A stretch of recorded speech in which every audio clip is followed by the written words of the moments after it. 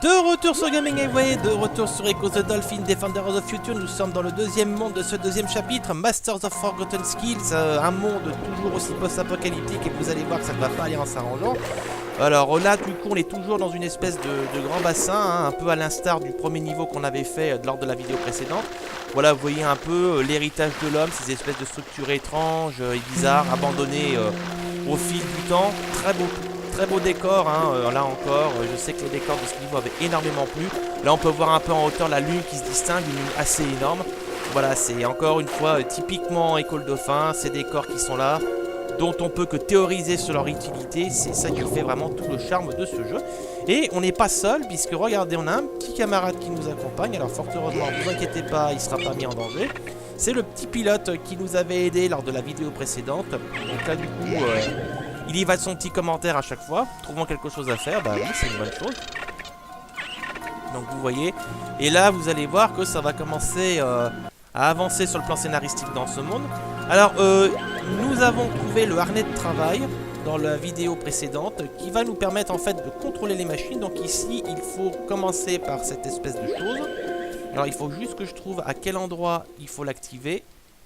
Il me semble que c'est par là qu'on commence, hein, si j'ai pas mémoire. Attendez, je vais quand même d'abord aller regarder un petit peu aux alentours ce qu'il y a. Ah bah tenez, regardez là-bas. On a, oui, c'est un Vitalite. Voilà, c'est toujours bon à prendre. Voilà. Les décors, là, vous voyez, hein, ils ont vraiment travaillé leur copie à fond. Ça, c'est un glyphe d'air. Parfait, ça sera toujours utile. Surtout pour plus tard, puisqu'on va avoir un petit puzzle à résoudre. Bon, là, ici, il n'y a rien. Ça sert à rien d'insister. Je vais remonter vers ma machine, là. Il faut que je trouve à quel endroit... Ah oui, attendez, je crois que c'est là. Alors... il faut... oui. Alors, voilà, vous voyez. J'utilise mon sonar dessus. Et voilà, ça active les mécaniques. Et ça fait bouger la machine. Donc, qu'est-ce qui va se passer? La grue va apporter cette espèce de grosse machine vers le bas. Et vous allez voir, il va falloir s'amuser à faire un petit peu de casse-tête. On va se précipiter en bas gentiment. Et là, regardez, vous avez tous ces espèces de containers de minerais. Et c'est ça aussi le truc génial de ce chapitre du jeu. C'est que au fur et à mesure des niveaux, vous allez apprendre l'histoire de cette espèce de machine géante qui se trouve au sommet du volcan. Hein. Je vous rappelle, on l'avait vu lors de l'introduction de ce monde, la vidéo d'introduction. Et aussi, on l'avait brièvement aperçu lors de la vidéo précédente. Ben, toutes ces machines, tout le contenu de ce minerai va servir au fur et à mesure du jeu. C'est ça qui est intéressant, c'est que les éléments qui se trouvent ici vont véritablement participer au gameplay dans les futurs niveaux. Alors pour commencer, attendez, il y a un glyphe là, je vais voir ce qu'il demande. Voilà. Voilà, donc en gros, là ici on a plusieurs containers et il va nous falloir en fait les déplacer pour pouvoir libérer un accès. Là on a un petit Vitalite, on va le prendre, c'est toujours ça de prix. Est-ce qu'il a d'autres choses à me dire, lui, le petit pilote là? Allez, dis-moi donc, qu'est-ce que tu as à me dire debout? Déjà qu'il arrive à se mettre en position. J'ai mieux à faire que de me rendre dans des grottes inexplorées. Dis donc, je t'ai pas demandé de venir, du gland, hein. Si t'es pas content, tu retournes chez ta mère, hein. Alors, du coup, voilà. Ça, c'était une des portes qu'on avait empruntées. C'est pas celle qu'on avait empruntée la dernière fois. Là, on a une réserve d'air, donc c'est très pratique, vous voyez, hein. Voilà, on voit un peu, ça raconte un peu l'histoire. On sait que les hommes ont installé ça pour que les dauphins puissent bosser sans avoir à remonter à la surface. On maximise la production. Voilà, la porte ici. Donc ça, c'est la sortie. Et moi, mon but, c'est d'arriver à faire en sorte que celui-là, ce container-là, si je ne me trompe pas, passe à travers la porte là-bas. Donc pour cela, il va falloir se servir de l'appareil qu'on a descendu ici. Alors que j'observe un petit peu pour voir comment m'y prendre, parce que même si j'ai fait ce jeu de nombreuses fois, c'est pas toujours très clair pour la stratégie à adopter. Alors, déjà. Ok, donc il va falloir que je bouge un petit peu tout ça. Bon, ici c'est pas la peine. Ici c'est pas la peine, donc il faut vraiment que je le fasse bouger. Donc, alors attendez, voilà ce qu'on va faire. On va le faire bouger par ici. Regardez. On commence par là. Voilà, on clique dessus. Ah non, là j'ai tourné. Petite erreur. Allez, tourne-toi. Alors oui, on peut le tourner dans une direction et vous voyez, il avance gentiment. c'est bien pensé. Voilà, on va par ici. Je vais récupérer un peu d'air. Je vois qu'il y a... Oh bah attendez, à défaut d'air, voilà, un glyphe d'air, c'est parfait, c'est exactement ce qu'il me faut. Ensuite, on va faire ceci.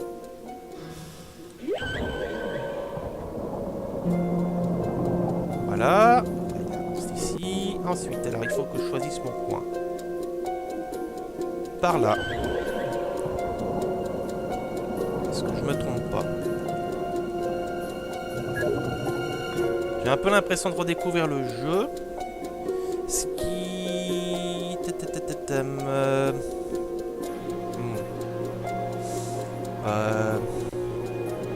Oui, ça y est, je crois que je commence un peu à voir. Alors attendez, on va faire ça déjà. On va gentiment l'amener par là.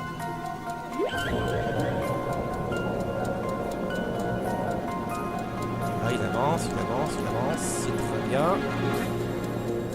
Alors je précise, je crois qu'on peut l'arrêter à n'importe quel moment. Hein. Il suffit tout simplement de recliquer dessus, de réutiliser le sonar dessus, je vérifie. Voilà, vous voyez, il s'est arrêté là. Donc là, hop. Là, j'aimerais qu'il s'arrête au niveau du violet. Non, il s'est pas arrêté. Du coup...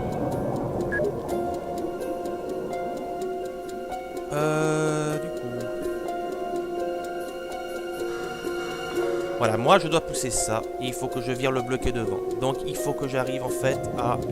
Alors attendez, oui, je crois que ça y est, je commence à comprendre. Donc il faut vraiment que je pousse le violet. Là déjà d'une part. Donc il faut que je le retourne, lui.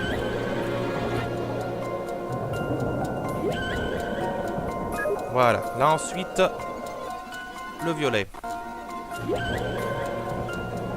Et là vous voyez les griffes se sont refermées. On va pousser en avant.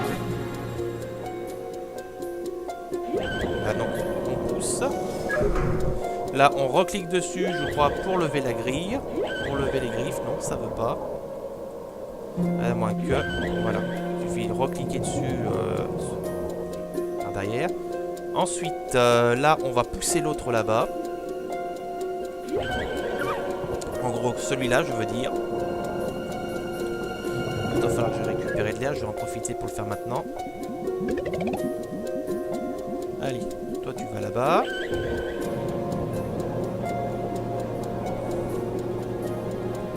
C'est pas le puzzle le plus chiant, hein. Croyez-moi, il y en a un peu plus tard, je peux vous dire. Je me suis arraché les cheveux dessus pendant des mois. Enfin, des mois. J'exagère, mais je crois que oui, je crois que j'ai mis vraiment beaucoup de temps. Hein. Si ça n'a pas été pendant des mois, ça a été au moins pendant plusieurs semaines. Ensuite, voilà. Ensuite, voilà, je crois que je commence un peu à deviner. Là-bas, on va le retourner. Si je ne me trompe pas. Désolé, ça bouge un peu dans tous les sens. Il y a un petit coup d'air. Hop.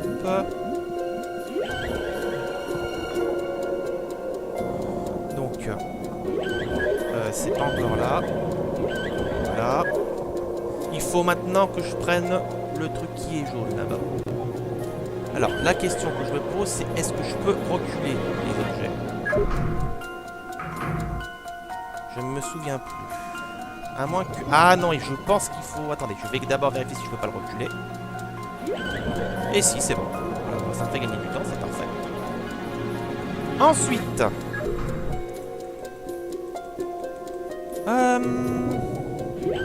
on va faire reculer celui-là d'un cran à nouveau. Voilà, je commence un peu à saisir le machin. Je sais plus trop si c'est comme ça que j'avais fait. Hein. Echo, j'y joue, mais c'est genre une fois par an parce que l'aventure est super, mais après, vous avez envie de passer un peu à autre chose. C'est toujours avec plaisir qu'on y retourne. Tiens, d'ailleurs, je tiens à signaler que j'ai réussi à trouver le prototype de la suite Sentinel of the Universe sur internet. Quelqu'un l'a rendu, l'a mise à la disposition des gens très généreusement. Donc une fois que ce let's play sur Echo sera achevé, je suis au maximum. Une fois que ce let's play sur Echo sera achevé, je consacrerai très probablement une petite vidéo à ce prototype, histoire de vous montrer un petit peu et même de découvrir avec vous à quoi il ressemblait. Alors c'est un prototype, il est en phase vraiment en phase de développement très précoce. Voilà, je cherchais le mot. Hop, non, c'est un peu trop tôt là. Et du coup, il n'y a ni son ni musique, donc ce sera peut-être un petit peu chiant, mais écoutez, ça permettra un petit peu de voir à quoi cette suite devait ressembler. Cette suite, malheureusement, on continue un peu à pleurer, parce que franchement, voilà. Voilà, et là, du coup, on libère notre accès. Allez, je récupère un petit peu de vie. Donc, notre doseur, là, on va à nouveau le ressolliciter. Allez, viens voir un petit peu. Allez, on recule maintenant. On revient en arrière. Donc maintenant, il faut arriver à pousser notre machin là. Donc ce que je vais faire... non, si je le pousse, je vais être bloqué là-bas. Donc il faut à nouveau que je repousse le jaune là-bas. Donc, on va faire ça. Parce que sinon, je vais pas pouvoir aller derrière l'autre. Allez. Putain, ils ont dû se faire chier quand même à l'époque, les pauvres dauphins, hein, quand ils étaient encore en train de travailler pour l'homme. Franchement... On a une grue en haut qui est capable de soulever un doseur. Ça aurait été tellement plus simple qu'il la fout ici. Allez. Tout ça. Ah, du coup, non. Ça ne va pas. Alors, attendez. Je vais faire... Non, je me suis trompé. Je vais faire autre chose. Non, en fait, il faut que je le pousse à fond derrière. Donc, alors déjà, on va le reculer un peu. Allez. Voilà qui est fait. Ensuite, hop, tu vas par ici. Ça, c'est une première dans École de Fin, cette capacité de contrôler les machines. Dans les épisodes classiques, hein, je me rappelle pas qu'il y avait ça. Hein. Voilà. Là, on passe à gauche. Mais non, reviens, mais qu'il est con. Il est couillon. Allez, on revient et cette fois-ci tu t'arrêtes au bon endroit. Hein. Par contre, le pilote évite de te foutre devant parce que je vais te parler au lieu d'activer le truc. C'est un peu trop. Voilà. Ensuite. Hop. Putain, je manque déjà d'air. Ça, c'est un des petits côtés pénibles du jeu. Cette obligation d'aller toujours reprendre de l'air. Pas mal de gens qui vont laisser quoi pour vite arrêter à cause de ça. C'est bien dommage. Allez, on pousse. Voilà. Et en plus, on est pile poil à côté du container. Et on n'a plus qu'à pousser ce dernier vers la porte. Normalement, si tout se passe bien, on est bon. Et on pousse. Voilà, et là vous voyez, normalement il avance. Et on va devoir normalement pouvoir ouvrir la porte. Voilà, la porte s'ouvre.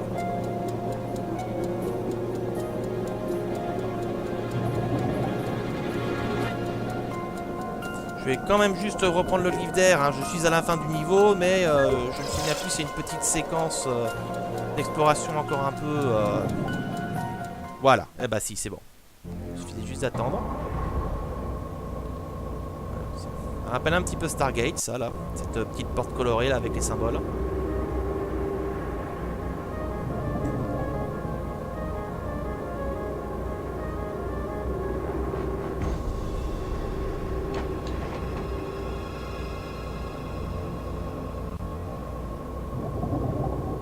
C'est pas la première mention d'un futur post-apocalyptique dans École Dauphin, je tiens à le préciser. Dans École Dauphin 2, Tides of Time, j'entends, il y avait déjà un futur alternatif. Il faut savoir que dans le deuxième épisode, École Dauphin pouvait avoir deux futurs différents. Un futur idéalisé où l'océan devenait une sorte de créature consciente dans lequel le dauphin était devenu presque une divinité, capable de se voler dans les airs en accumulant de l'hélium et tout ça. C'était vraiment un futur utopique. Et d'un autre côté, vous aviez le futur tel qu'il avait été créé par la race extraterrestre belliqueuse de la saga, qui s'appelait les Vortex dans la saga classique. Et ce futur était en fait composé tout simplement d'une série de structures industrielles métallisées suspendues dans les airs. Il n'y avait plus de végétation, il n'y avait plus de flotte, il n'y avait plus rien. C'était vraiment une terre ravagée avec sensiblement la même ambiance qu'on a ici, vraiment très désespéré, très sinistre. Donc voilà, École de fin et le post-apocalyptique, c'est assez courant que les deux se rencontrent. Hein. Bon, bah on a fini ce niveau, et on va attaquer Process That Never Ends. Désolé pour l'accent anglais à chier. Et ce sera à l'occasion d'une prochaine vidéo. Nous avançons bien là dans notre petite... dans notre monde post-apocalyptique, ma foi. Et on n'est pas au bout de nos surprises, croyez-moi. Toujours avec notre copain le pilote qui est là pour nous aider. Et je termine la vidéo d'introduction. Et là, véritablement, on va commencer à s'enfoncer au cœur de la machinerie de l'homme, tel qu'il l'a laissé avant sa disparition. Alors, je crois me souvenir, je sais plus si la vidéo le mentionnait, mais l'homme aurait disparu il y a 500 ans hein, dans cette vidéo. Donc ça fait déjà 5 siècles qu'il a cassé sa pipe, c'est dire que ça fait belle lurette.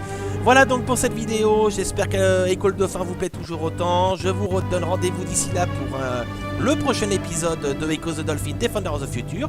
A très bientôt à tous et à toutes, ce Gaming Highway, salut salut.